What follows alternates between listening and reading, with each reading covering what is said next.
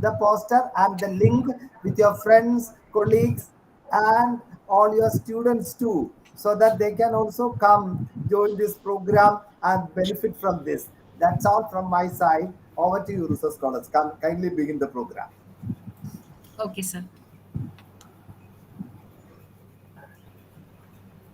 Research is to see what everybody else has seen and to think what nobody else has thought. Good evening, one and all. A warm welcome to the 89th session of Insight In-Depth Talk series organized by the Research Wing, Martha Training College, Nalanjira. Myself, Sapna S., Research Scholar, Martha Training College.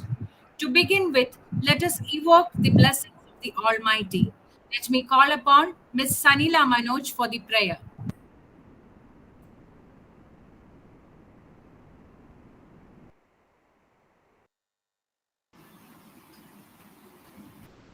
സന്തതം സർവമംഗളം നൽകി മണ്ണിൽ വാഴുന്ന പുണ്യമേ വന്ദനം ജീവസ്പന്ദനം പിത സ്നേഹമേ നിത്യവന്ദനം സന്തതം സർവമംഗളം നൽകി മണ്ണിൽ വാഴുന്ന പുണ്യമേ വന്ദനം ജീവസ്പന്ദനം പിത സ്നേഹമേ നിത്യവന്ദനം ഈ മനോഹര ഭൂമിയിൽ പൂത്ത ജീവിതത്തിന്റെ വേദിയിൽ സത്യമായി തെളിയുമീ മുക്ത ദീപമേ നിത്യവന്ദനം ഈ മനോഹര ഭൂമിയിൽ പൂത്ത ജീവിതത്തിന്റെ വേദിയിൽ സത്യമായി തെളിയുമീ മുക്ത ദീപമേ നിത്യവന്ദനം വന്ദനം വന്ദനം വന്ദനം.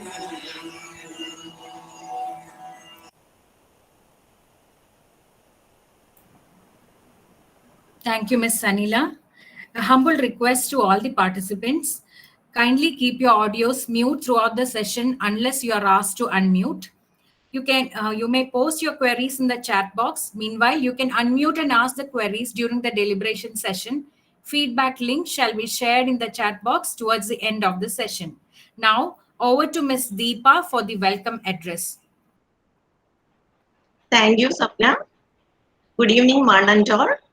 Respected Principal Dr. Joju Jones, sir, today's eminent resource person Dr. Sindhya ma'am, Research Coordinator Dr. Maya ma'am, and all great personalities. I am Deepa, Research Scholar, Martha Training College. Let me first of all thank Almighty for this wonderful opportunity. It's my delight to welcome each one of you to this great occasion.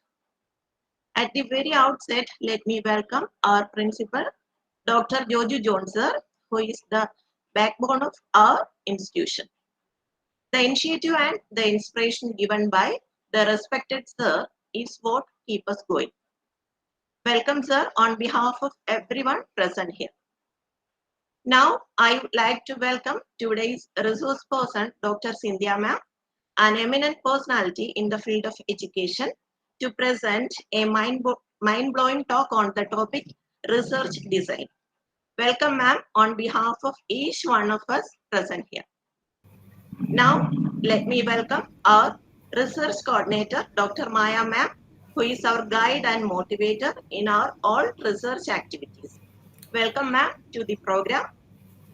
Now, it's time to welcome all research guides, teachers, research scholars, M.Ed and B.Ed students to the program.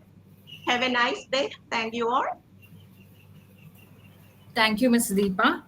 Now, let me invite our Honorable Principal in Charge, Dr. Joju Jones, sir, for his introductory address. Sir, please. Good evening, everyone. Thank you, Dr. Maya ma'am, for having organized this program in a beautiful fashion. Special thanks to Dr. Teresa Susan, teacher, of the guide and mentor to all of us. And special welcome to Sonu Kumar, journalist from Uttar Pradesh. Thank you. And I just want to acknowledge the presence of a few. I'm really happy that today Professor Dr. Maya has identified a real gem of a person, Cynthia ma'am from the Department of Education, University of Kerala, a very close friend of all of us. Whenever we come to department, we feel at home when we see the smiling face and welcome positive attitude of Cynthia ma'am. Cynthia ma'am, thank you very much for your care and support always. And we are really delighted that an esteemed person like you, a really busy person, still finding time for supporting such educational causes. We are really thankful to you. Special thanks to my teacher for identifying the best person. Warm welcome to you, Cynthia ma'am, on behalf of Barsar, Father Manager Pidavar, and all Marketplace Training College family. Now, dear friends, as we are going to have a 45 minutes brilliant talk on research guide, what can we do? We can we can try to keep our video open and we can send the poster and link to our friends and colleagues. These are the things through which we can make this program a fabulous success. Good luck, everyone. Special congrats and appreciation to all the research scholars of Mark Develos Training College. Thank you. Thank you, Jojo sir. May I now invite Miss Gina to introduce our guest of honor. Gina, please. Thank you, Sapna. Am I audible? Yes, Gina, you are. Good evening, honorable dignitaries and dear participants. It's my immense pleasure to introduce our chief guest speaker, Dr. Sindhya Ma'am, to Insight In-Depth Invited Talk Series. Today's topic is about research design. We all would have read and studied about research design, but today we have a guest who is proficient and experienced in this area, and she is the right person to talk about research design. Before I hand over to Dr. Sindhya ma'am, a few words about her. A noted educationalist and a very dynamic personality. Presently, she is working as an associate professor at Department of Education, University of Kerala. She had completed PG in chemistry and applied psychology, MAT, MPhil, PhD, and PDF. She is an assistant professor of more than 26 years of teaching experience and 15 years of research guidance experience. She is guiding three postdoctoral research scholars. Three of her research scholars are awarded PhD degree, one submitted and four ongoing. Along this, she is also guiding students from MPhil and MAD. She has published more than 32 research works, articles, and presented many research papers in different universities and holding various posts under University of Kerala. She is awarded with National Award from NCTE Award for Best Teacher Educator in 2019. UGC Research Award in 2014, National Merit Scholarship in 1979, and also has received state level award from Dr. N.P. Pillai Memorial Literary Award in 2017. K.R. Narayanan Foundation Award in 2016 and received regional level award Suraksha Award from Attingal 2006. Apart from all this, she is a well-known resource person and a research supervisor. Finally, it's my great privilege to introduce Dr. Sindhya ma'am to the above talk series and make it memorable one. For all the participants who are attending this webinar, I welcome you, ma'am, and let us hear more about research design. Thank you, ma'am. Thank you. Thank you, Miss Gina. Let me now invite Dr. Sindhya ma'am to enlighten the session. Ma'am, please, the platform is yours. Okay, thank you. First of all, my guru and teacher, Teresa Susan teacher is with us. So with your blessing, let me start, teacher. Dear Dr. Joju John, Dr. Maya, and dear colleagues in Matthew Phillips Training College and dear participants. Because when Maya invited me for a talk, I cannot deny it. That is why I am here now. So special thanks to Maya. to share some of the ideas regarding research designs. You may be familiar with the research designs. Only I am presenting only some of the minimum basics regarding the research designs. So all of you are doing some kind of research. So how a research is to be designed properly, and what is the purpose of a research design, and how we can undergo the process of research design, and what are the different types of research design that we are making use of in our research. There are so many research design, but I am focusing only on the research designs that we are familiar with and we are using in our educational research. That is a topic to be dealt here today. I shall present a PowerPoint. Can I share it?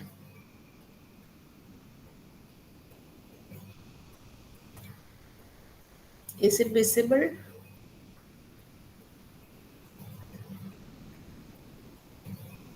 Is it visible? No, no, ma'am. No, ma'am. Who is sharing that? I will share. Yeah, yeah. Yeah, ma'am. It's coming.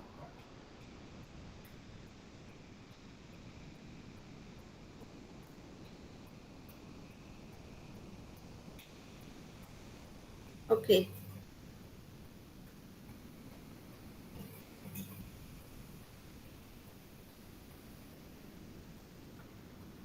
Not visible? Yeah, ma'am, it's visible now. Visible. So you can see the research design. Okay.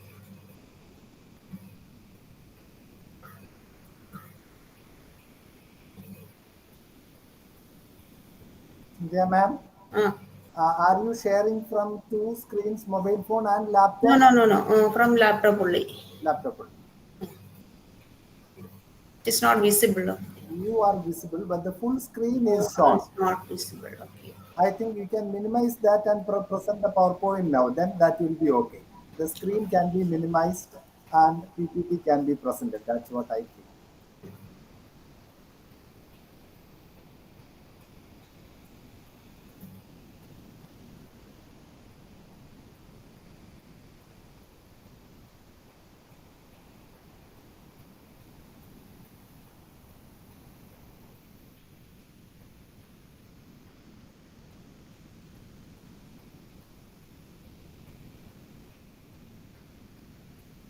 Is it visible now?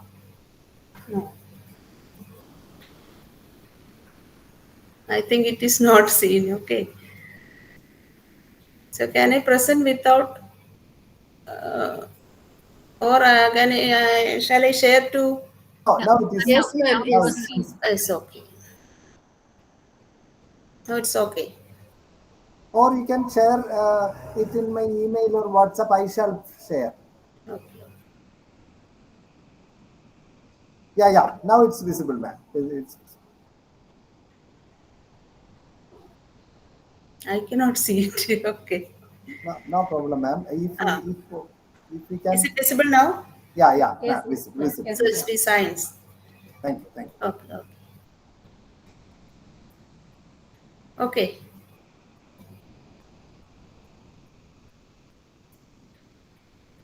Maya, is it visible now? Yes, visible, visible, It is, teacher. yes. So research designs, we should think of, we are familiar with the different kinds of designs. When we say the term design, it may be dealing with some kind of plan of action or a purpose of doing some activity, or a design or a blueprint or a framework. In that sense we can say it is a framework of all the activities that have to be done as part of our research. So it gives the guideline how we have to proceed through the every step of our research process. So that is why research designs are becoming important in our research. So what is meant by research design? So research design provides the framework of research methods and techniques. In many textbooks, it is represented as it is a methodological design. So, it is not only the methodological design, research design is something that covers all the aspects of the design that include the methods, techniques, and the process of writing purpose statement, process of writing hypothesis, objectives, and the all the tools preparation and validation process. So all these come under the umbrella of research design. So it provides a guideline, it provides a blueprint or plan of research. It is a planned procedure. Without planning we cannot conduct a research. So a research design helps a person or a researcher in many ways. That is why the research design is important. So why it is important to plan a research design or a formulate a research design? That is very important in the research process. So it gives a framework. That is why we can clarify the research objectives. Every research has its own objectives, goals, and purposes. So when we see the research design, if it is prepared very clearly, we can be clear of our research objectives. For what purpose we are doing the research. So that is clear through the research design. That is why we are planning the research design. So research design helps to increase the validity and reliability of our results also. So how we have to proceed in our research process, that is given by the research design. When we use the appropriate tool, when we use the appropriate method of data collection, when we use the correct procedure in statistical analysis, it enhances the research output also.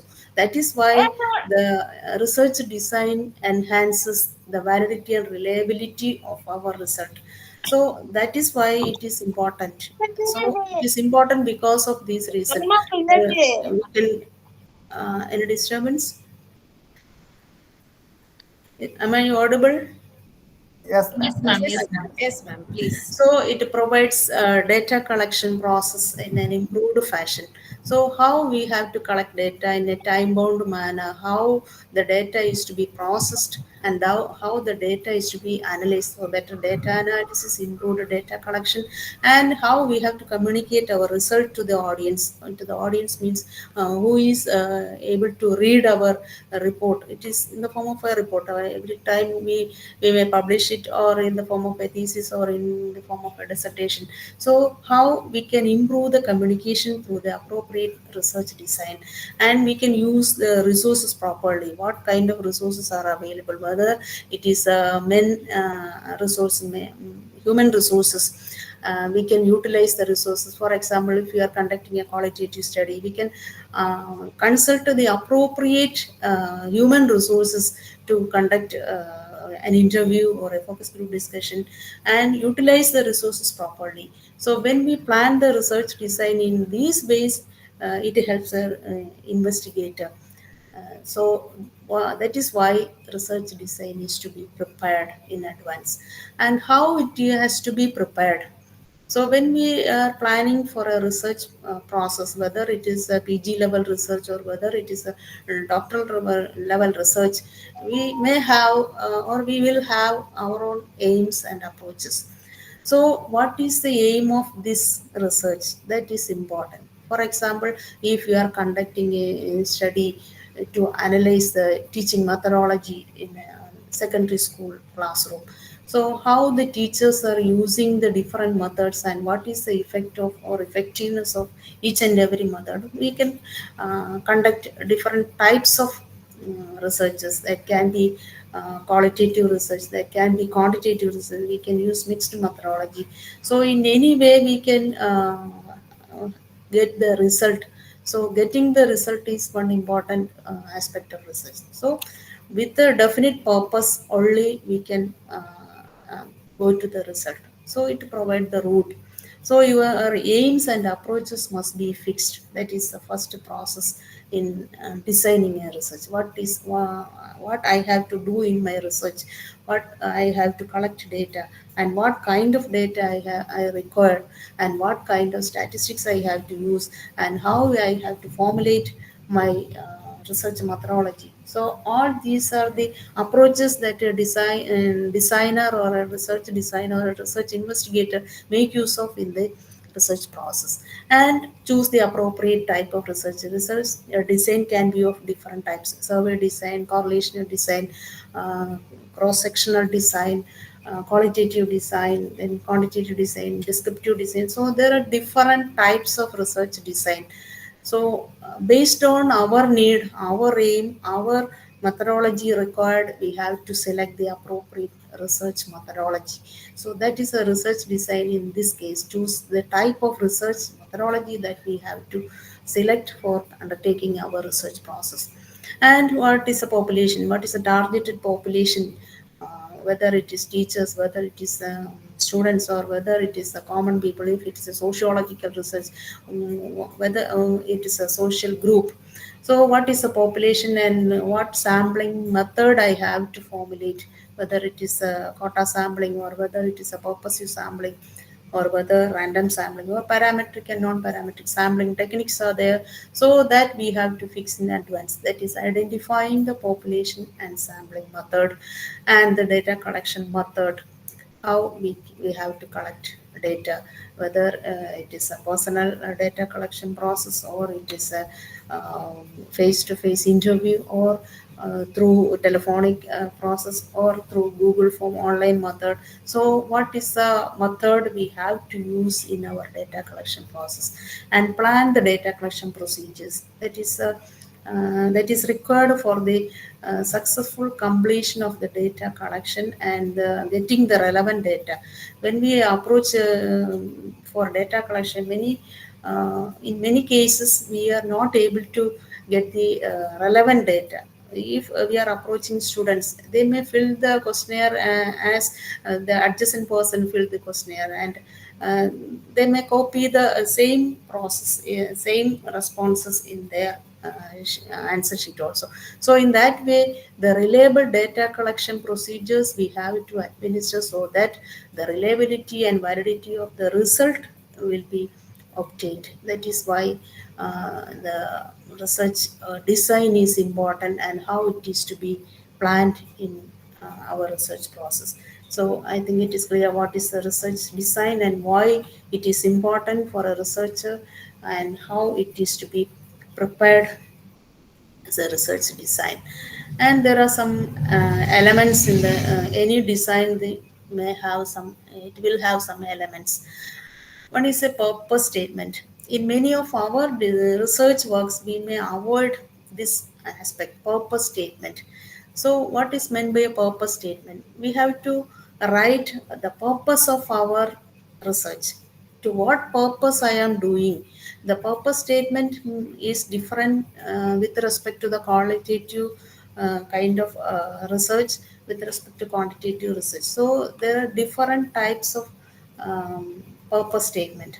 So every purpose statement should address certain elements. If it is a quantitative design, it should address what is the aim, or what are the objectives, and what are, so all these are to be explained in a descriptive manner in writing a purpose statement. That itself shows how planned the investigator himself is. So the purpose statement should consist of what is the aim, and what are the specific goals to be attained, what are the variables, and how the tools are to be planned, and how the tools are to be validated, how the data collection will be conducted, and how it is to be analyzed. So all these will come under as a statement form. When we are familiar with the writing of our statement of the problem, same process is done in the case of the purpose of the study is to be stated clearly, that covers all the aspects of the research process. So from the problem to the data collection techniques, we have to write in the statement form, that is a purpose statement. That itself shows the clarity of the research design. So one of the elements in the research design is the accurate purpose statement. And the type of research methodology. Research methodology, we are familiar with the different kinds of research methodology. And the survey method is there, the experimental method is there, comparative research is there, case study is there, and ethnographic research is there, and phenomenological research is there. So different kinds of research methodology are available to us. So based on our purpose, our own purpose statement, we have to uh, write about the research methodology and the techniques to be implemented for collecting and analyzing research. What techniques, what tools, what materials we have to use for the collection of data. If it is an experimental study, we have to prepare the instructional package or the material or anything that we are intended to provide as an intervention. So what is the intervention program or any material that we have to prepare? So what other techniques, it can be different methods we are using, observation, interview, and for an in-depth analysis, we can conduct focus group discussion, etc. So all the techniques to be implemented, that design should consist of all these aspects. What techniques we are going to implement for collecting and analyzing research, and the method applied for analyzing collected details. That is if it is a quantitative research, we know we are using the appropriate statistical techniques. So what statistic we can use in our data collection process, and the probable objections to research. What may be the here the objections may be the how we are delimiting our research study, to what extent we are delimiting, whether we are delimiting to the area of the research study, or we are delimiting with respect to variables, or we are delimiting with respect to the sample. So what may be the probable objections in the process of research and setting up the research study and the timeline. So the research design should consist of these different aspects. Purpose statement, from the purpose statement to the research study, how it is to be set in a proper manner with the time frame. That is a accurate form of a research design, and it should have some characteristics. Am I audible? Is it clear? Yes, ma'am. Yes, yes. Perfect. Okay, so research design has some characteristics. We are familiar with the characteristics of research tools. Similarly, a design should have these characteristics. It should be freedom from bias. So whenever we conduct a research, whenever we conduct an observation, whenever we conduct a data collection process, we must be unbiased, without any prejudice, without any bias. We should collect the data, we should interpret the data, and we should report the data. So the neutrality in the research design represents the accuracy of our research. So the neutrality means the unbiased reporting, unbiased data collection, unbiased um, preparation of our materials, etc. So the neutrality component is one characteristic feature of any research design, and the reliability. And repeated measures will give the same. That is a concept of reliability. In a research design, the result of our research process or research study should be reliable with this similar results in conducted earlier. So there must be some reliability with respect to our results, and again reliability in terms of the other characteristics of tools. So whenever we ascertain the reliability in the research design, it will automatically reflect in the tool preparation and the reliability of the result also. And validity is the truthfulness. To what extent we are truthful to the research design, whether the accurate data is to be data can we get from the research design. So validity is the truthfulness or the authenticity of our result, research study. So we should ensure the validity also, whether it is authentic, whether it can be generalized also. So any sample study can be generalized to the population. So the generalization is one essential characteristic of a research design. When we are able to generalize the result, the research design helps to what extent the generalization is fruitful.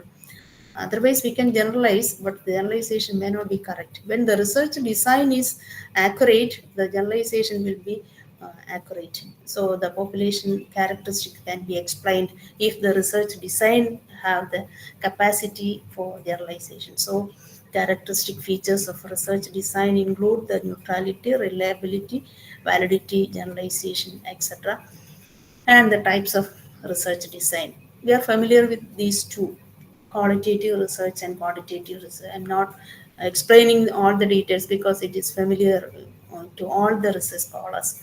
So qualitative and quantitative. And one more, according to Creswell, when we refer the Creswell, there is mixed methodologies there. Mixed methodology means our assumption is that when we use both methods in our research process, it is mixed method. It is not actually not including the qualitative research method and quantitative research in a single study, but in every variable, in studying every variable in every context, when we mix both methods, it is a mixed method. So when we mix the qualitative research and quantitative research to find out the result or the effect of one independent variable to the dependent variable, we have to use both uh, research. And how it can be mixed, that include the mixed methodology in mixed research. So mixing is of different types. When we use the uh, data, qualitative data to substantiate a quantitative research finding. For example, if a methodology designed by a teacher is found to be effective, and that effectiveness can be once again ascertained with while interviewing with other teachers, what is their experience, what is their opinion, and what is their viewpoint in the experimental intervention. So we are supporting the qualitative responses of every teacher to the uh, experimental result. So in that way, it is called subsequent mixing of the two types of research in a mixed method. So that is the concept of mixed method research. So qualitative research and quantitative research should be mixed in different fashion. So one of the research design is embedded design. That is, we are simultaneously using these two methods in every phase of our research, whether it is the tool preparation stage or tool implementation stage, and the data collection process and data mixing process and data interpretation process. All these process we integrate or mix uh, these two methods simultaneously. At the same time, we are using the two methods, that is embedded research design. So that is mixed method.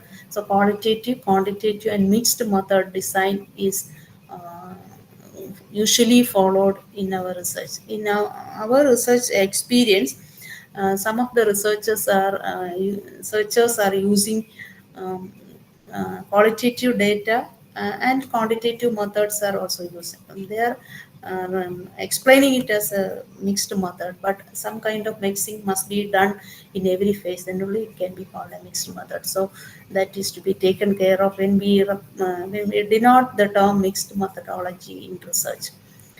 And other types, qualitative, quantitative. Another classification of research designs are descriptive research. From the name itself, you are familiar with the term descriptive research design, that is able to describe an event, describe a phenomena, describe a cause, or describe any problem. We can conduct survey, we can conduct interview, we can use any type of method for you describing an event. For example, if there occurs a food poisoning, so we can describe that event with while collecting data, to what extent that food poisoning occurs, and to what kind of people it occurs, and from where it occurs. So in that way, we can collect data from different sources and we can describe that event or that phenomenon or that issue in a detailed manner. That kind of a research design is known as descriptive research design. And when we are able to describe the research design, the next process is we are able to explain it in detail. So one description is a preliminary stage of explanation. So that is the type of research design. We are deeply explaining why the event occurs, or what is the reason and how it occurs. So all these what, why, how is explained through the explanatory form of research. So descriptive is preceding the explanatory type of research design. So explanatory is more comprehensive than descriptive research design, and explanatory design explains what the event in detail. And exploratory, we are exploring the cause. So whatever effect occurs, what may be the cause, and it is giving a detailed idea regarding a problem. When we are not familiar with the problem, we are not able to define a problem clearly, we can conduct the exploratory research design. For example, when we design an experimental study, for example, if we are planning to conduct a an intervention program on entrepreneurship education. So, what is the kind of entrepreneurship education to be provided to students? What is the kind of entrepreneurship education possibilities and facilities available? So, we can conduct interviews, we can collect data from different resource persons, and many situations, many contexts. We can collect data and we can explore the situation or the problem in detail, so that we can define the problem in a concise and clear manner. That is the exploratory type of research design. So in every case we can use different methodology. So methods may be different depending on the nature of the problem. So descriptive, explanatory, exploratory, experimental, it is quite clear to everybody. Experimental research design, that will be discussed in detail further. And the correlation design, we all know, it is establishing the relationship between two variables. And if intelligence is related to achievement, we can conduct correlational research. We can conduct researches on different levels of intelligence, students of having different levels of intelligence, and we can compare the intelligence level and their achievement level. So if they are having a positive relationship, we can conclude that the intelligence is related to achievement. And it has one limitation, that if two variables are related, we cannot assume that one is the cause of that effect. So here we may say that intelligence is one of the cause of getting a better achievement. But in many cases of correlational design, we cannot establish a cause-effect relationship. That is one difference between correlational and experimental research design. So correlational research, two variables are having positive or negative relationship, that is being established through the correlational research design. And the diagnostic research. Diagnostic research means we have to go deep into a problem. For example, in a clinical research, if a person is suffering from any disorder, or a psychological disorder, or a behavioral disorder, we have to analyze the effect. It is an effect. Uh, that effect in detail. What are the causes? How it occurs? Where it occurs? What is the frequency? And how it leads to the uh, abnormal behavior of a person. So how the problem is diagnosed, or how the cause is diagnosed. So it is a in-depth analysis of the uh, problem. In psychological research and in educational research also, we can conduct diagnostic research. We can have to identify and diagnose the actual cause behind an effect. That kind of research design is known as diagnostic research design. And case study research design is an in-depth analysis of a single case. Single case means case can be in different types. an individual can be a case, an organization can be a case, an event can be a case, a phenomenon can be a case. So in that way, we can conduct an in-depth analysis using multiple sources for analyzing the case is known as case study design. So these are the some of the there are many other designs there, but we are familiar with, we are making use of these kinds of research designs in our educational process. That is why these are explained here. So the case study research is studying a specific phenomenon and to go into in-depth study and gaining insight into specifics. So it can be qualitative. In most of the cases are qualitative, but we can use the quantitative data also to substantiate the case study result. So in most cases it is qualitative in nature. We are analyzing the qualitative dimension of the case study. And the next area is experimental research design. So this is there are many designs are available in our educational research, and some of the usually used research designs are explained here. And the experimental research design is basically classified into true, and quasi-experimental design. And pre-experimental design include three, true experimental design include three, and quasi also it include four.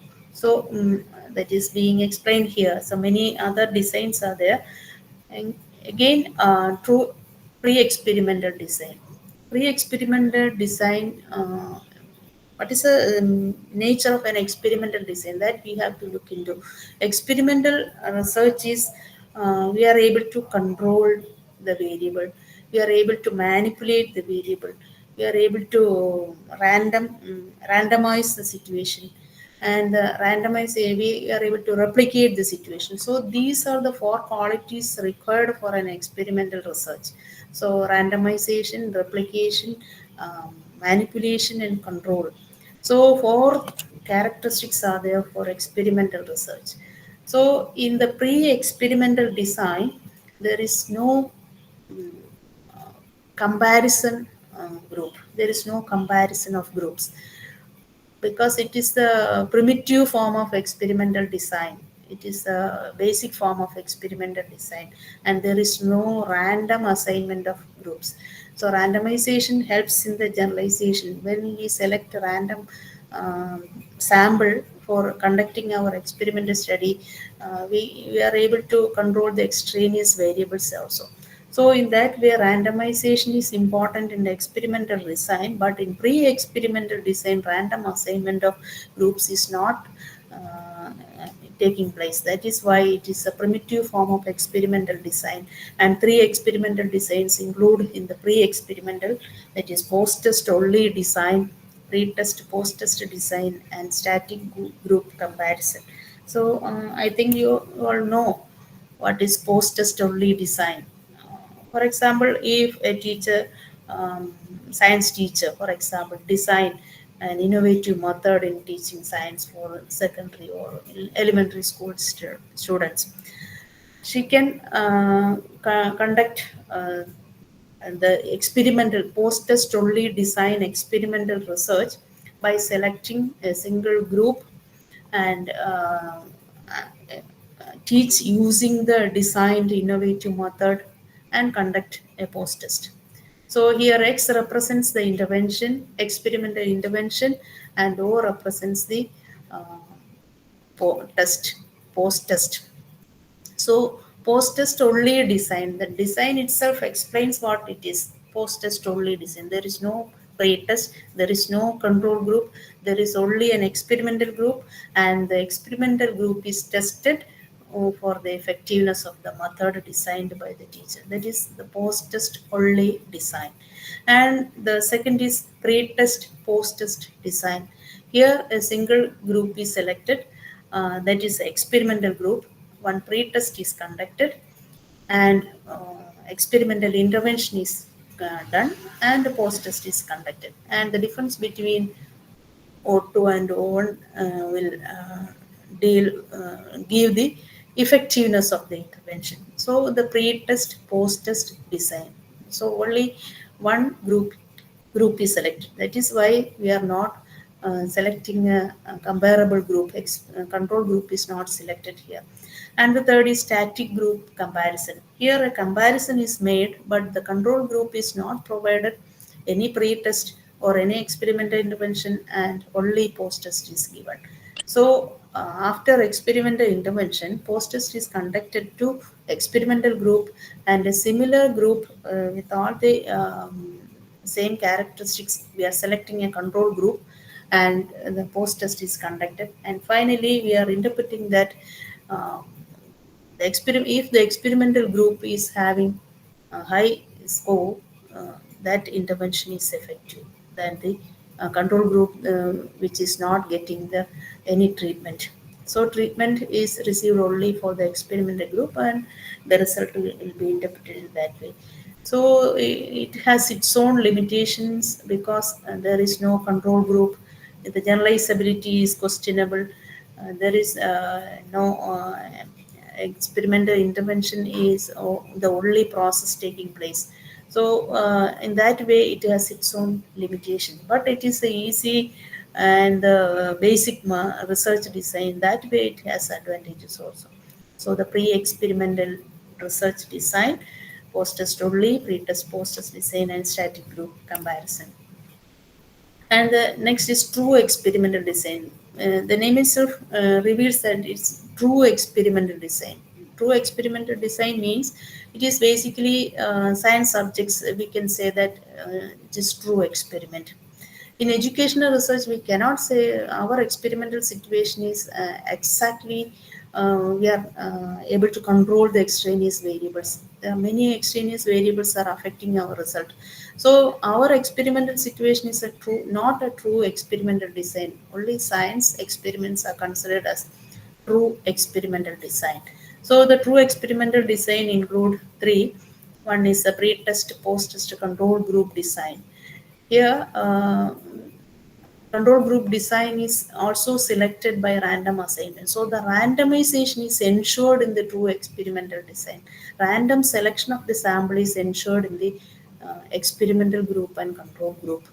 For example, if we have a group of 60 students in a class, we may divide uh, the group into two, and there is a randomization based on the total population. So the group is selected based on the random assignment or random method of selection of the group. So one single class may not be sufficient for randomization. We have to select the whole group, and from them we have to select the experimental group and control group.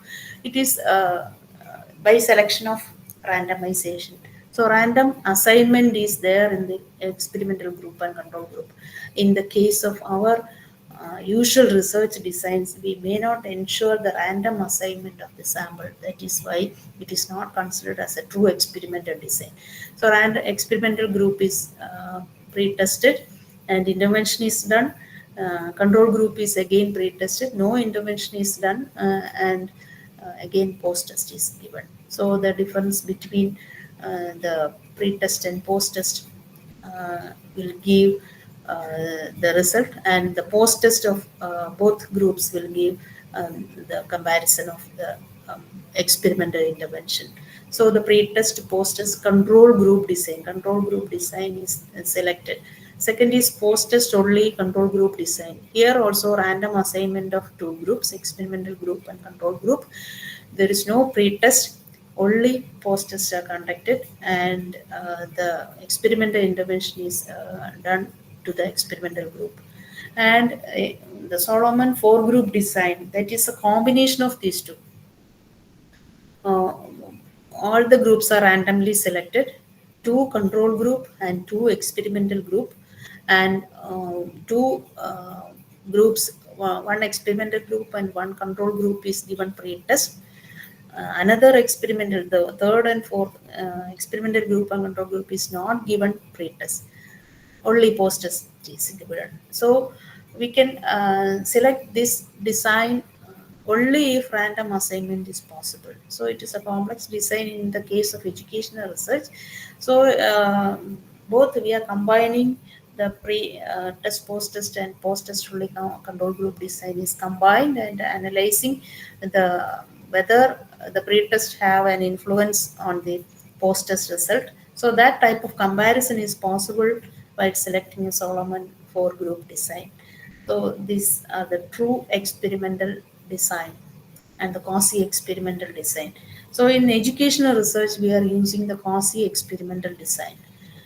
So, because it is not satisfying the requirements of the experiment. The requirements of the experiment is random selection, manipulation of variable, controlling all the extraneous variables, and replication. So, control is not maximum possible in the quasi experimental design. We can randomization is also not that much possible in the quasi experimental design, because we are in many cases we are selecting a classroom intact group for conducting experimental design. So in that case, random selection may not be possible. We are selecting a intact classroom group that may be called as a cluster.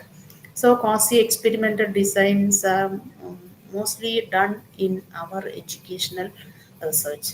So random assignment to experimentation is limited in this sense. So four groups are explained here: non-equivalent control group design, time series design, separate sample pre-test post-test design, and exposed factor design. So non-equivalent control group design. So in most cases, we educational research use this design. Here, non-equivalent control group means we are not conducting the random assignment. We are not equating the group. That is why the term non-equivalent control group is used. So this is equated, or we can equate this group by statistical measures. That is why we may conduct the ANCOVA, analysis of covariance. What is the variation between these two groups? So in that way, we can equate to some extent these two groups, experimental group and control group. So quasi experimental design, the experimental group is as usual the experimental intervention, and non-equivalent control group is only pre-test and post-test is conducted for the non-equivalent group design. And time series design is a design pre-experimental, similar to pre-experimental design. That's first pre-test post-test design. So a series of repeated measurements are conducted in the time series design. So one, two, three, first three pre-test and an experimental intervention and the immediate post-test and the delayed post-test. So this is a series of ex, pre-test and post-testing is conducted.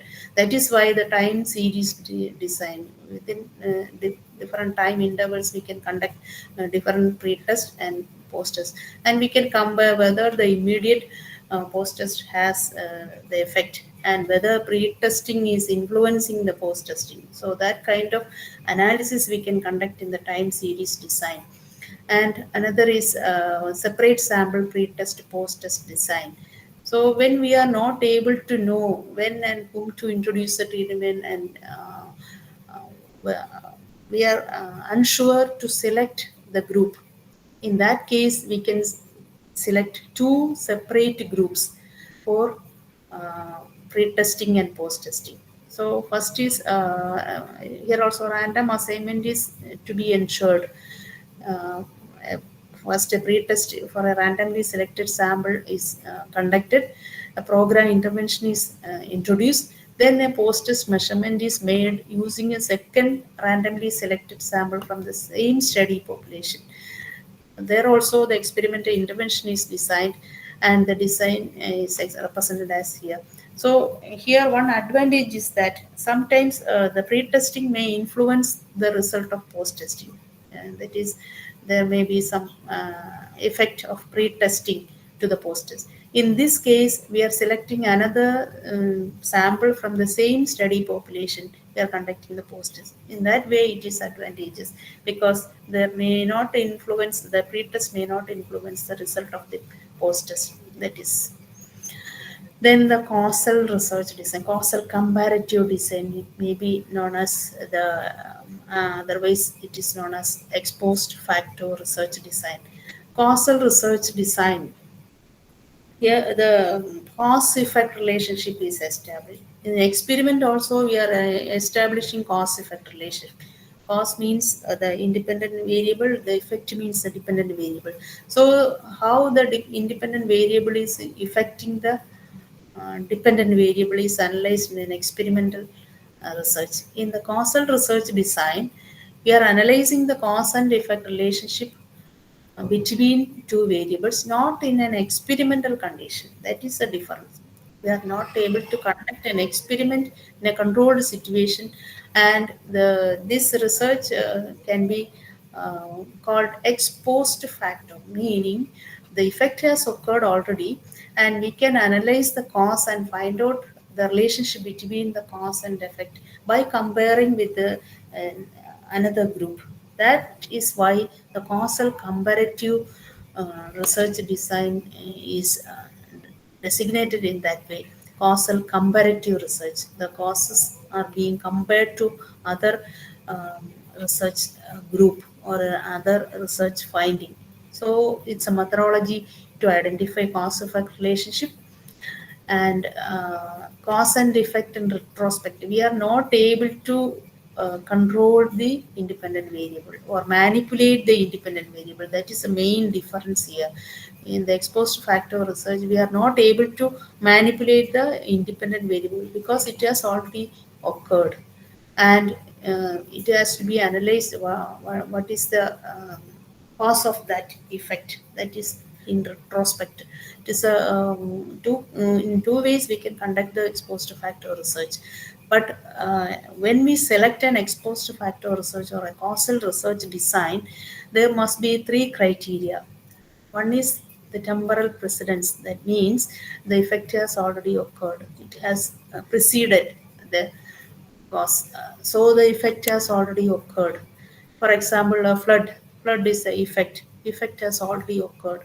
So we can analyze what is the cause of that flood. So that is we are there is a it has occurred already.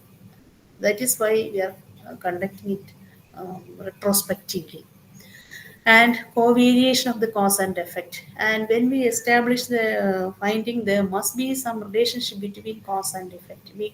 We have to establish the relationship. Covariation must be there. We cannot simply say that this is the cause and this is the effect, and the effect must have some variation with the cause.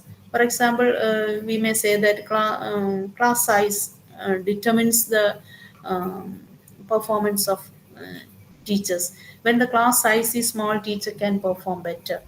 When the class size is large, the teacher performance may be affected.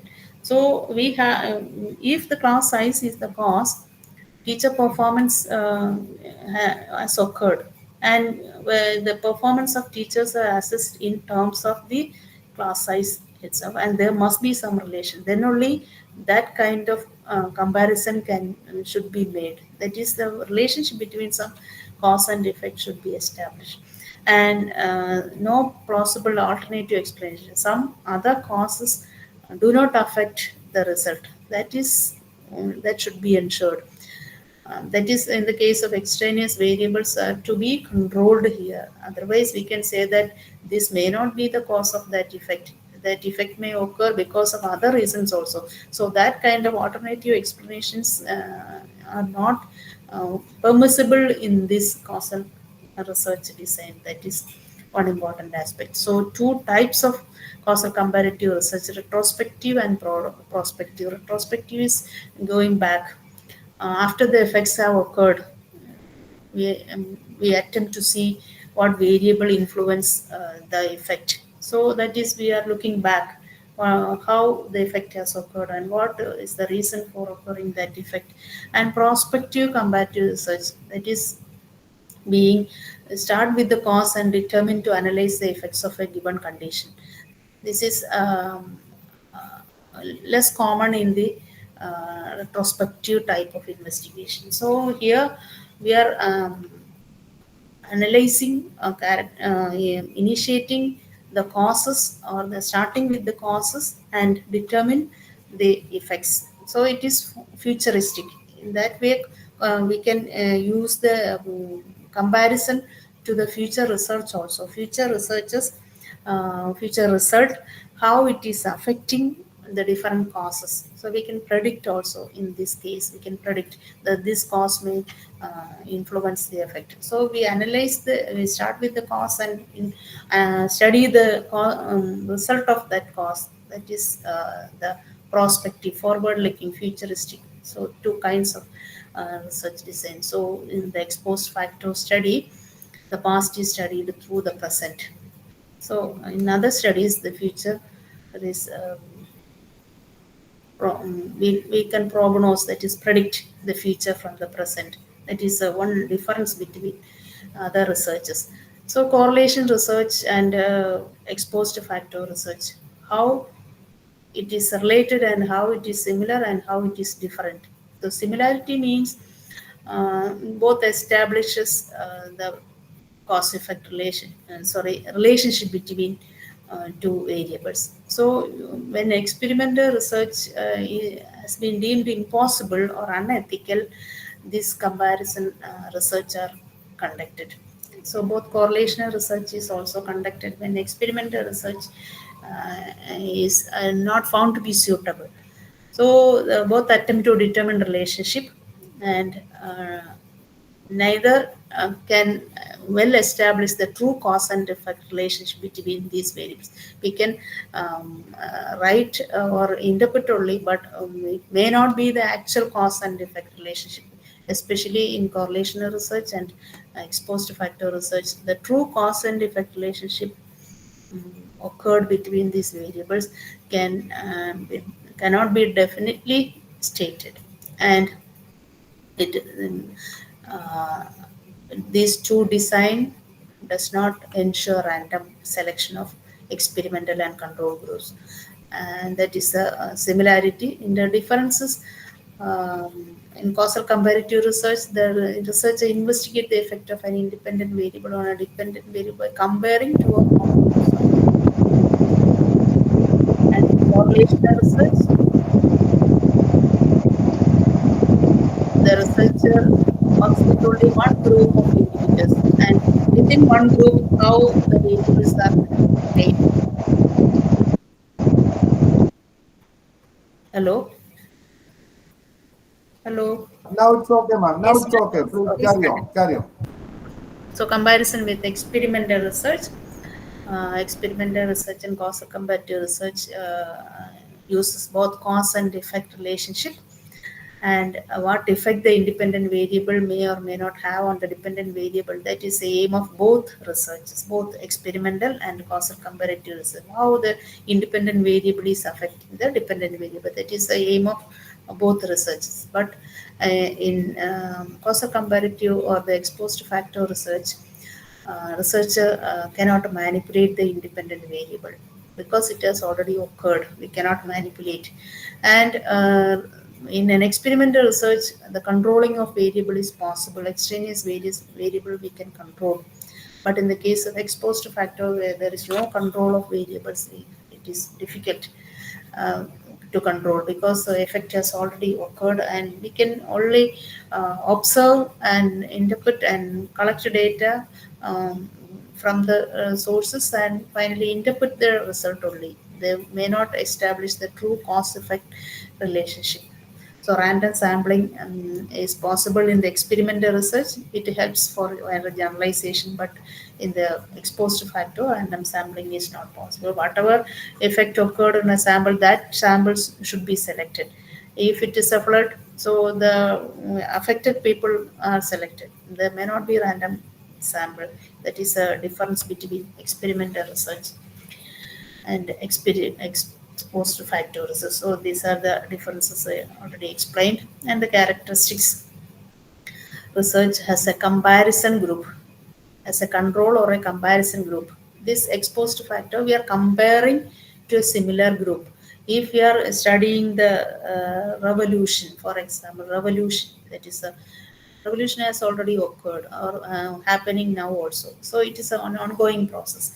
So when we study the revolution taking place in India, we have to analyze the historical sequence of revolution and compare with the other country where the revolution is taking place. But both, while selecting this country, it has some similar elements with our India. So that kind of a group is selected for comparison. That is why a control group is selected in some way. The controlling is conducted in exposed factor research and research independent variable, that is already explained. Independent variable cannot be manipulated or changed because the treatment event has occurred. We cannot control the event. So what is the cause only we can analyze, and the research focuses on the effects only. Based on the effects, we are analyzing the cause. So the effects are more focused on the exposed factor research. It explains the how and what, and possible effects and causes are explored. So this is a kind of exploratory research also, exposed factor. And the steps are also same: determining the problem, literature review, hypothesis, designing, validity of the research is to be established, and interpretation of the conclusion. So validity in terms of the controlling, in terms of the interpretation, and we can have a personal interpretation also, because we are um, somewhat biased in this interpretation of the result in some cases. So the validity of the research is to be ensured. That is the validity of the strength and weaknesses. So it's a relevant method in behavioral sciences where the variables cannot be manipulated or altered. If an epidemic occur, we can find out the cause. Nipah has occurred, then corona has occurred. So in that case, exposed factor research is applicable. So, sociologically, educational variables can be included in the exposed factor research. And when experimental research cannot be conducted, it can be possible. It is less time consuming and economical. It gives a chance to analyze on the basis of his personal opinion, and the best possible conclusion can be. So it is the researcher is more involved in the process. It is based on his observation, his interpretation, his own personal experience. He is interpreting the result. So that's weaknesses: cannot manipulate, cannot randomly assign the subjects, may not be able to provide a reasonable explanation because the actual cause and effect cannot be ensured. It is only a possibility, maybe the cause. So that kind of interpretation is occurring. And when we design a research, one more element we should consider. This is the concluding part. So according to Creswell, we should design the research design in this, considering three elements. One is the philosophical worldviews, the selected strategies of inquiry, and the research methods. So basically, these guideline must be followed while preparing any kind of research design. Philosophical means if we are using the constructivist philosophy, we are constructing a design, we are constructing an innovation. So in that way, what is the philosophy behind our research design, and whether it is pragmatic, it is practical, whether it is participatory research, for example, ethnography. So the participatory and the social involvement, post-positive, that is experimental science uses for post-positive paradigm of philosophical worldview. So what is the philosophical viewpoint in designing a research, or what on what basis we select the strategy? Based on the philosophy, based on the philosophical viewpoint, philosophical perspective, we are designing the strategy. Because for example, if the philosophical point is post positive, we have to use the experimental design, and we can use the quantitative strategies, or even mixed methods we can use. So based on the philosophy also, so philosophical theoretical aspects should be considered while designing a research design. And basically Chris will explain qualitative, quantitative and mixed method, and we have to design the methodological research also, methodological design also. So research design, one aspect of the research design is the methodological design, and that is what data, what is the population, what is the sample, what is the tools and techniques, and what kind of items we have to include, what, how we collect data, how we analyze data, and all the uh, interpretation process is to be ensured. That is research methods, strategies, and the theoretical philosophical component. So this is the concept of designing any kind of research, and future researchers should focus on these aspects also. So thank you for your patient listening.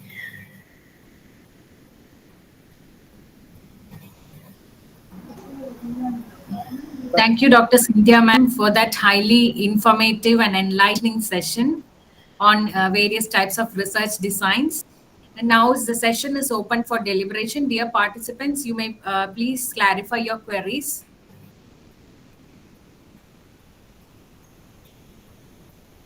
Did you get something? That's my Yes, ma'am. Yes, very much. Yes, India, ma'am. It was a very useful talk, ma'am. I learned many things from the. This is only a bit of research design, because Yeah, we have many designs in our research process. But I you, had doubts. mm, I had doubts about ex post facto mm, research, mm, and from your deliberations, it's clear now, ma'am. mm, Thank you very much. mm. It is Thanks a focusing lot. on the effect only. That is why. Thank you. Thank you. Thank you.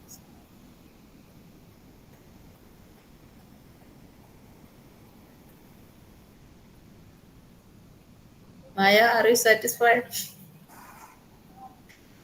Yes, yes, teacher. It was very clear and very useful talk.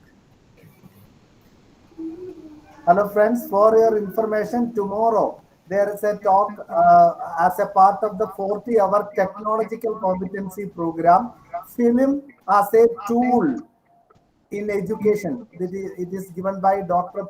Praveen Chandrasekharan sir. Actually, it is meant for the technology competent course members, but others can also come join and benefit for your information. The same link will be used tomorrow also. The same link will be used tomorrow also. 6:30 to 7:30. Film as a tool to education. That's the topic. It's by an exceptional professor, Dr. Praveen Chandrasekharan, former principal IAC Thrissur. Thank you. My teacher, shall we go with the final concluding part? Excuse me, sir. Good evening. Please, Can I post one query? please, Sure. please. Yes, ma'am. Cynthia, ma'am, thank you for that very enlightening session. I had one question, ma'am. Can a physiological process be considered to be a case study? Physiological Like, process. No? yeah, ma'am. Yes, ma'am. It can be a research design. We may say developmental design. So how the physiological characteristics helps the person in his development. So the developmental type of research, that is another design, developmental design. So we can conduct that kind of, that can be longitudinal study. So for if you are conducting a single case, we can conduct a longitudinal study, because you have to select a single case and conduct the research for a period of time, and how the physiological changes are taking place. So in that way, it's a longitudinal case study, Okay, and it ma'am. is a Actually, developmental. Yes. okay, ma'am. Actually, I wanted to understand if the students have been taken as a control group. No, it is not a controlled experimental process. It's a physiological process. So experiment is not possible. So here, and design has been developed wherein the process has been taken for the graduates or B.Ed graduates. So the effect of that awareness session is pre-test and post-test has been done. So for such studies, is can it be a case study, or is it like how should I So go about what it? do you mean by physiological Ma'am, study? say for example, my topic is basically for the menstrual hygiene and management. So for this, it is a physiological process which is sustainably done, but So understanding is to be you are given to the conducting students. awareness on? Yes, ma'am, I have already conducted this during my MEd. I Mm. want to do a further study over it. So you So are I wanted to conducting understand the how to. awareness on this physiological process. Okay. Correct, ma'am. Yes, ma'am. So when you are conducting the awareness, it can be a survey design. You Okay, cannot ma'am. conduct experiment The the study is basically regarding the because you have to collect data from different students yes, ma'am. The regarding the understanding awareness on level. yes, regarding their awareness and understanding on the physiological aspect or physiological characters. Okay, so it cannot be a case study, ma'am. It will be a Case study we can conduct case study, but case study means only a single case can be selected. How can yes. we Okay, generalize? correct. Excuse. If Okay. you are preparing a package on awareness package for If you are students, preparing a package, it can be an experimental study. Yes, ma'am. That has been done. So Oh, it okay. is It open. can be an experimental study. Yes, ma'am. It was So a comprehensive if you awareness. are analyzing the awareness only, it can be a survey. exactly. If you Okay, ma'am. are preparing a package for ensuring this awareness, it can be an experimental study. Okay, ma'am. Thank you so much, ma'am. Okay. And there is one more query in the chat box by Miss Arya. Miss Arya wants more clarity on diagnostic research and case study. Yes. Diagnostic research, how a doctor diagnose a problem. Here also we are diagnosing a problem, diagnosing the cause. For example, our students, especially nowadays, most of the students are sleeping in class because of many reasons. We are not aware of the cause why they are sleeping. Maybe because of lack of sleep, some emotional problems, some addiction. So what is the reason for that behavior? We have to undergo deep inquiry. That kind of going deep into the cause of that problem is known as diagnostic risk. We are diagnosing the cause. As a doctor diagnose, we are able to diagnose the cause of problem of children. In that case, it can be diagnostic. We can use many measures, many type of methods we can use for diagnosis. We can conduct interview, we can consult with the parents, we can consult the teachers, we can conduct a survey also whether many students have this problem or many schools have this problem. So in that way, many methodology can be used for a design. That is different. Okay. Thank you, ma'am. Miss Arya, I hope your queries have been cleared. Now, let me now invite our research coordinator, Dr. Maya, ma'am, to say a few words to honor our guest. Ma'am, please. Yes. Good evening, everyone. Respected Teresa ma'am, uh, today's guest, our dear Sindhya teacher, our principal in charge, Dr. Juju John, colleagues, friends, scholars, and my dear students. Uh, Thank you, Sindhya teacher, for the wonderful talk on research design. Uh, we really appreciate your insights and what do you call expertise. As teacher pointed out, research design is the blueprint for any research project, and it is actually it is the set of decisions that researchers make about how to collect, how to analyze data, how to collect data, how to analyze data to answer their research questions.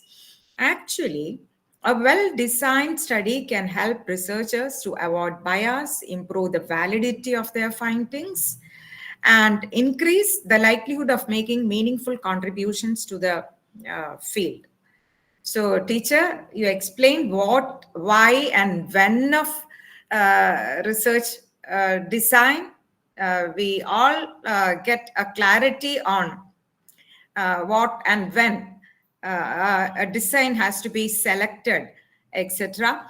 And all components of research design, like elements of design, characteristics of research design, qualitative, quantitative paradigm, mixed method design, embedded design, then pre-true and quasi-experimental design, time series design, ex post facto, then retrospective, prospective research designs, etc.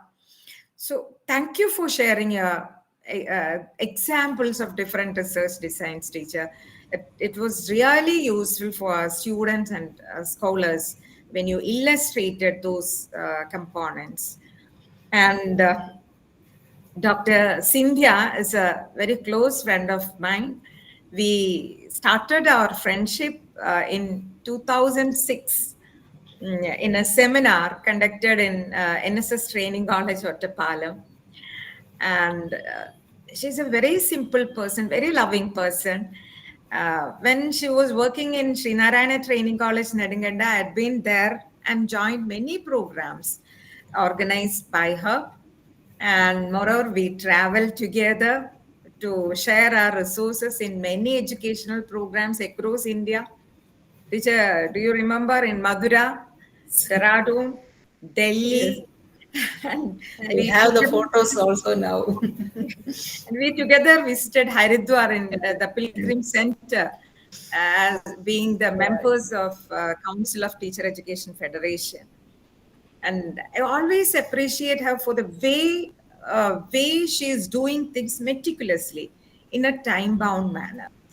And we all are grateful for the opportunity to have learned from you tonight. Thank you. Thank you again for your time and expertise. Thank you, teacher. Thank you. Thank you, Susan Maya teacher. ma'am. Susan teacher, any comment from Susan teacher? I think she's not there in the meeting. Okay. Yes, thank you, Maya, once again for giving the opportunity. I am reluctant to take class online. That is why I deny many of the. Yes. It was actually, this was a weekly program to start with, and now limited to a monthly Actual program. classroom teaching, we are Yes, more interested because to take class in actual class. we are the old class people. Okay. Cindy teacher. Yes. Vishal. Right. Are you there? Teacher, I'm hearing your Oh. very sweet and Vishal is my meaningful, student. Oh, and I'm very happy because I received many ideas without any academic differences. She is my teacher. I am very happy to state it again and again. She is my own teacher. Thank you, teacher. Thank you. Thank you, Maya ma'am. Thank you, Cynthia ma'am. Now, to express our sincere gratitude to our eminent guest and to each one of present here, let me call upon Miss Sanila for the vote of thanks. Sanila, please. Thank you, Sapna. Good evening, everyone. Nothing is more honorable than a grateful heart. First of all, let me thank Almighty for this great opportunity and for the blessing they showered throughout this meeting. Let me thank our principal in charge, Professor Dr. Joju Jones, sir, who is the strength and motivating force of our institution. Wholehearted thank you, sir, on behalf of everyone present here. Thank you, sir. Thank you, sir. Let me express my gratefulness to our today's guest of honor, Dr. Sindhya ma'am, Assistant Professor, Department of Education, University of Kerala, Thaikad. Ma'am always have a smiling and calm face whenever we met her, and always ma'am is ready to help us. Thank you so much, ma'am, for the excellent and very useful talk on the topic research design. The talk was very useful and surely benefited a lot as most of us are related to research. Ma'am explained everything. Ma'am explained everything in a simple language that everyone can understand and had a great discussion time also. I am sure we all had a great and fruitful time. On behalf of everyone present here, let me express our gratitude to dear Sindhya ma'am. Thank you so much, ma'am. Next, let me convey my gratitude to our research coordinator, Professor Dr. Maya ma'am, for all the support and guidance ma'am provide for our research wing. We all are grateful, Maya ma'am, for bringing Sindhya ma'am. Thank you so much on behalf of each and everyone present here. Thank you so much, Maya ma'am. Let me next express my gratefulness to our dear Dr. Ansi ma'am, Assistant Professor, Matthew Fellows Training College, for all the technical support she is providing for our insight in depth from the very first talk itself. Thank you so much, dear Ansi ma'am. Let me next express my wholehearted thanks to all the respected guides, teachers, research scholars, students of B.Ed and M.Ed, and all the well-wishers for your valuable presence, which make this initiative a great one.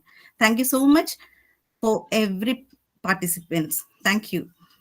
Next, I would like to thank all the research scholars of our MTTC research wing, especially Sapna, Deepa, Gina, and Pavitra for doing today's part. Thank you so much, everyone. Once again, thank you all.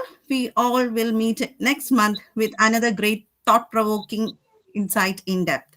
Stay safe. May God bless you all. Thank you. Thank you so much. Thank, thank you, Ms. Please, Sanila. please all camera open, ma'am. Taken a picture. Thank you. Thank you, Ms. Sanila. Thank you, Cynthia ma'am. Thank you, everyone. Thank you very much. Thank you. May I leave? Please all camera open. Jojo sir, taken a picture.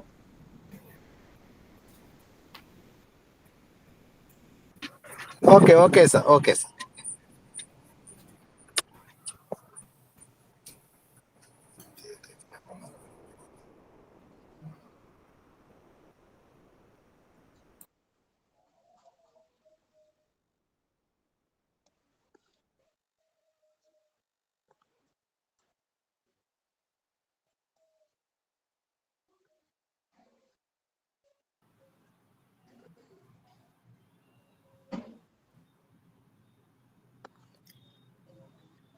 Okay.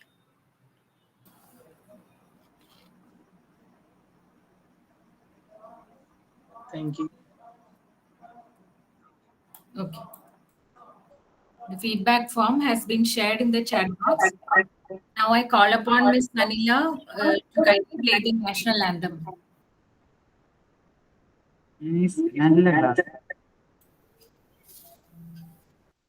Evening.